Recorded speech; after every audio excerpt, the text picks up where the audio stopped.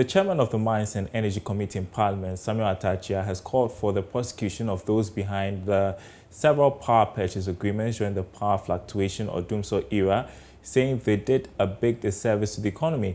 According to him, the agreements were in violation of the Public Procurement Act since they were not subject to competitive bidding.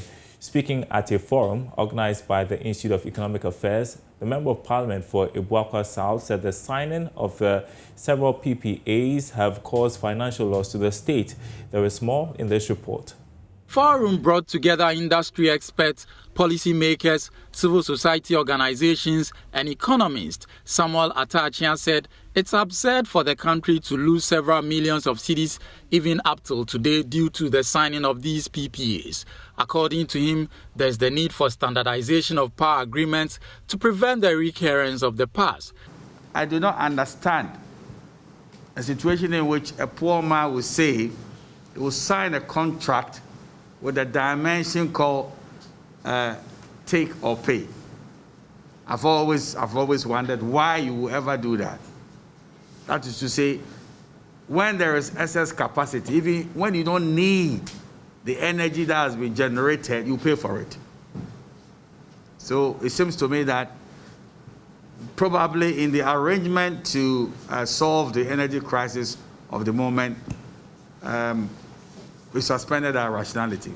And I say this not to insult anybody, because if we didn't calculate the impact of these contracts we signed, then as Riley said, that in 2018 alone, excess generation capacity arising out of signed PPA cost the government about 320 million in capacity charges.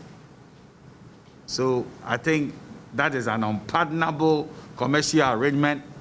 And if you ask me as a lawyer, it's causing financial loss to the state. Mr. Atta-Akyea also said the nation has been shortchanged because the PPAs were not done in a transparent manner. He expressed worry that the country is gambling with its little resources. I do not believe that a poor person should gamble with his little resources. I don't believe in it. When your resources are very limited, with the greatest of respect, that's when you should be extremely wise in the way that it will give you the best advantage. So we should look at this again. It should never be said that in the entire West Africa, our power, the cost of our power is more expensive than any of the African countries. When the natural resources we have, if you measure the natural resources that we have against some of these West African countries, we are so naturally endowed. The chief executive of the Chamber of Independent Power Producers, Eliklim Kwablan Apetogbo, for his part urged government to create the enabling platform for the regulators, agencies and assigns to discharge their roles professionally and objectively without interference. He, however, kicked against political interference if the sector is to thrive. Power generation capacity procurement is largely informed by the demand for electricity. Most importantly, economic, industrial, and residential use.